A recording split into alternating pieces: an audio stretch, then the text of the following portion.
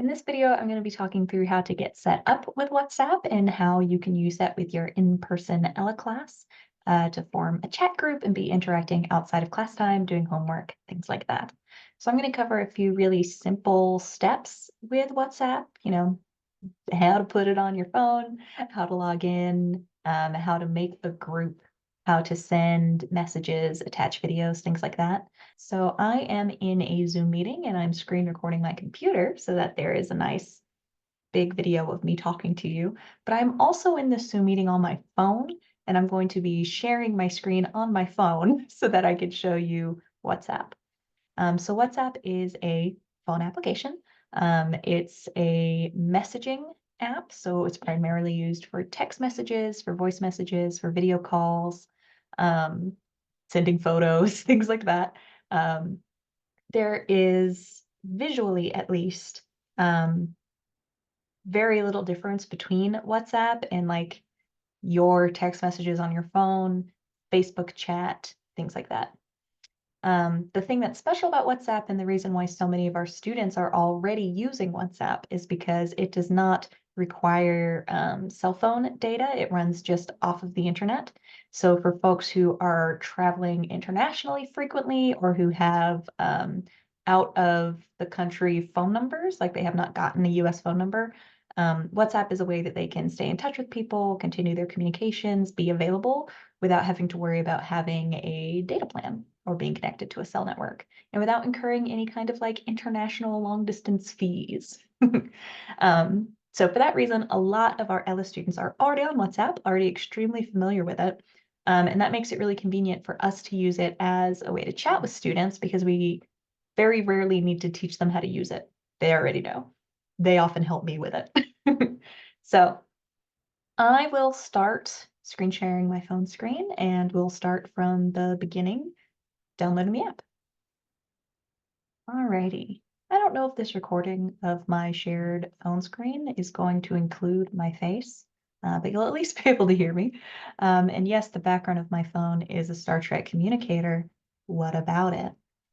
So I'm going to start off just by going to the App Store.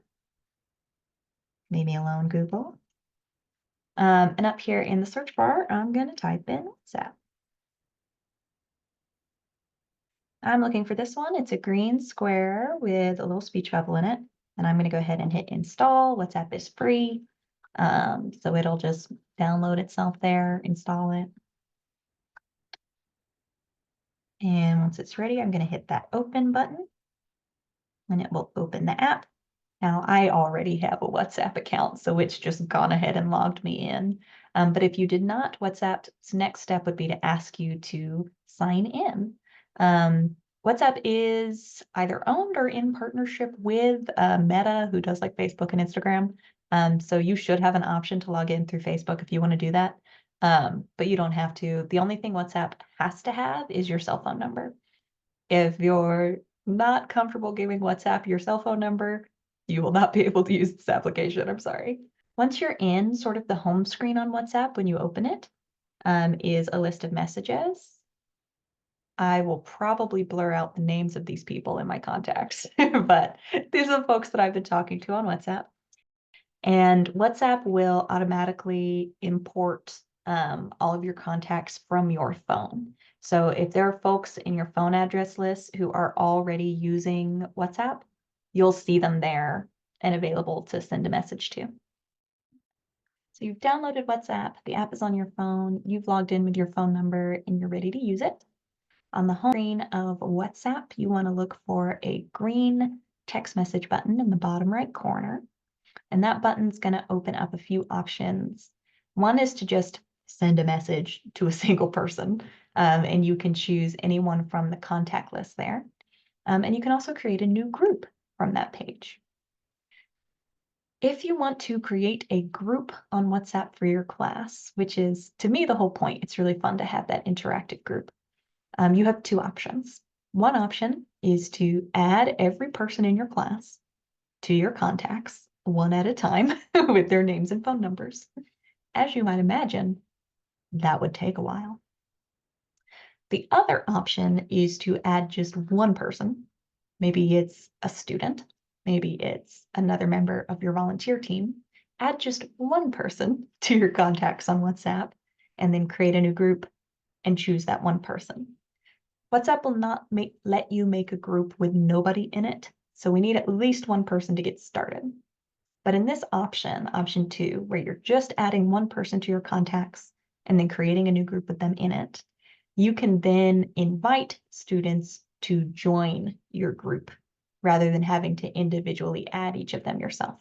Once the group exists, there's a really easy way to invite people, which I'll show you here, because that's how I can make a new group. So when I make a new group on WhatsApp, choose just one person. Let me grab Sheila again. Pick at least one person, and then hit that green arrow in the bottom right corner. And then you can name the group.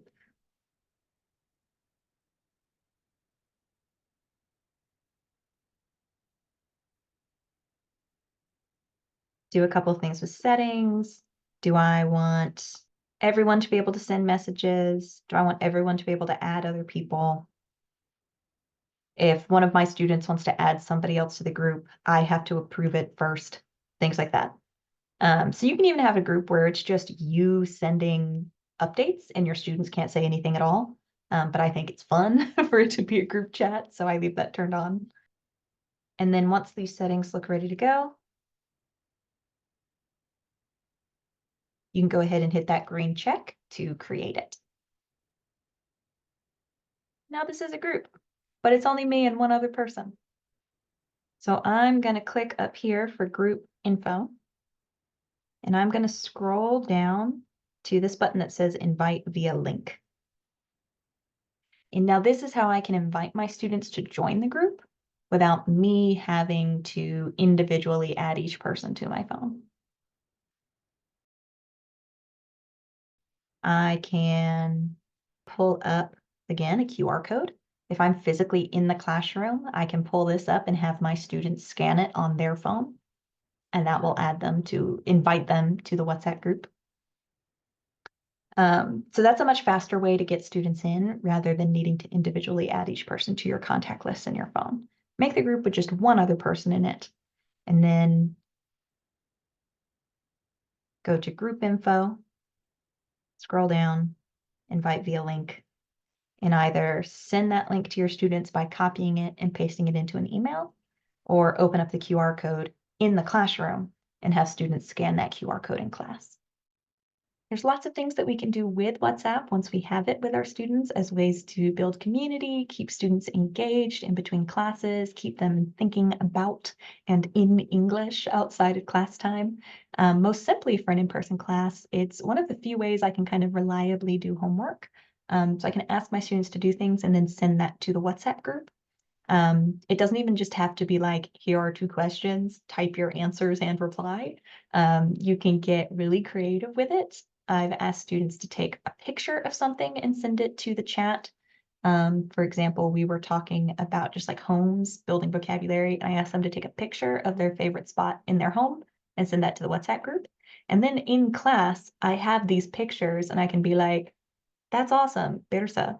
I see this photo. Why is this your favorite place in your house? And we can talk about those things.